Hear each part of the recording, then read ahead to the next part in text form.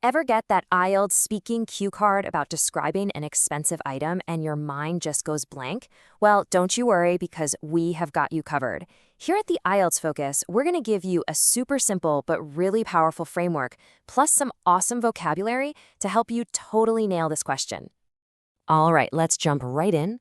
I want you to think of this as your 4-step secret weapon. Seriously, following these 4 steps is going to help you structure your 2-minute talk perfectly. It'll make sure you hit all the key points without that awful feeling of, running out of things to say halfway through. So, first up is step 1, your introduction. Those first 30 seconds or so are absolutely crucial for making a good impression. This is where you'll tell the examiner exactly what item you bought and kind of set the stage for the story you're about to tell. And here it is, your perfect opening line. It's a really simple template that gets straight to the point. But, and this is the cool part, the words you choose to fill in those blanks, that's where the magic happens. It can immediately make your answer sound so much better. Okay, check out the vocabulary here. Instead of just saying, I bought a laptop, you could say something like, I ended up splurging on a high-end laptop. See, it just sounds way more impressive, doesn't it? Using powerful verbs like splurging on or shelling out for shows the examiner your amazing vocabulary range right from the get-go. And here's another little tip for you. This sentence is a super simple way to make it clear you're answering that key part of the question, the spent more than expected part.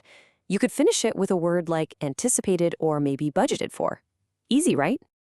Okay, let's get into step 2. This is the fun part, telling the actual story. This is where you get to add all the color and detail to your answer. You're really bringing the experience to life by explaining exactly what happened when you bought this item. A fantastic way to add some detail is to describe the salesperson. I mean, we've all been there, right? Was the person super helpful or maybe a little too pushy? This one tiny detail can make your story so much more vivid and memorable. And just look at these adjectives. I mean, persuasive is a good word, but what about silver-tongued? That's an awesome idiom for someone who is just incredibly convincing and well-spoken. Using a phrase like that is, wow, such a brilliant way to impress the examiner. Every good story has consequences. So what happened because you spent all that money? Explaining the real-world result of that high price tag makes your story way more believable and shows you can connect cause and effect.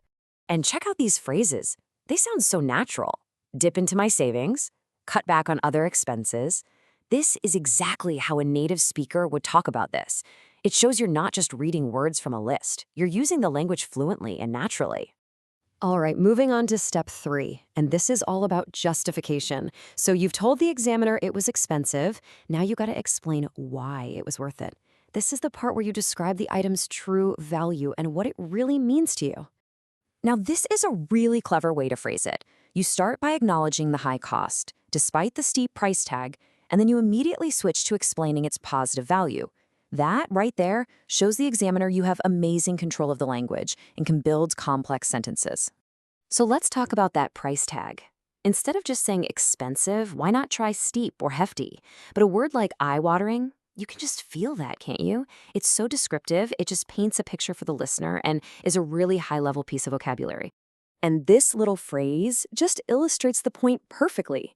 Using a common English saying like this correctly, that's a true sign of a high-level speaker.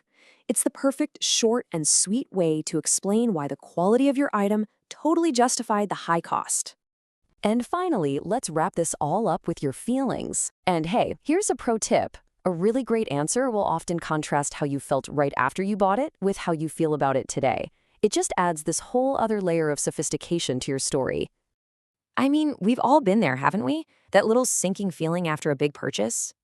Talking about a negative feeling you had at the start makes your story more honest, more complex, and way more relatable. Plus, it sets you up for a really powerful contrast later.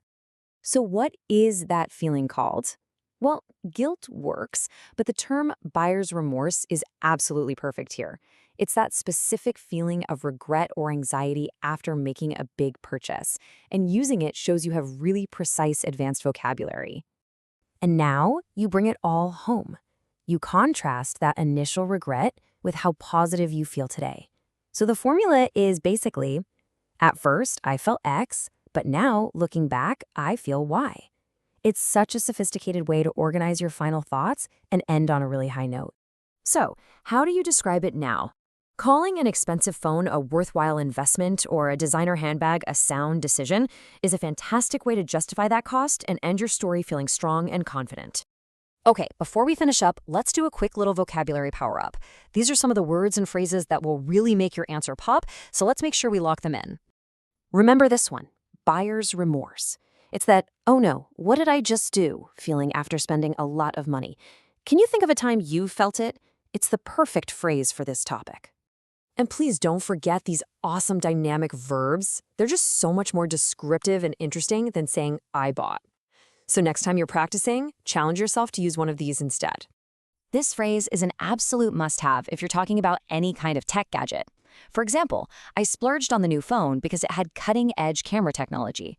It's the perfect way to explain why something was so expensive. So, what's your story going to be? A laptop? A piece of jewelry? Maybe a vacation? Take this framework, pick an item you can really talk about, and just start practicing. You have absolutely got this. Now go on, get to practicing, and good luck in your IELTS exam.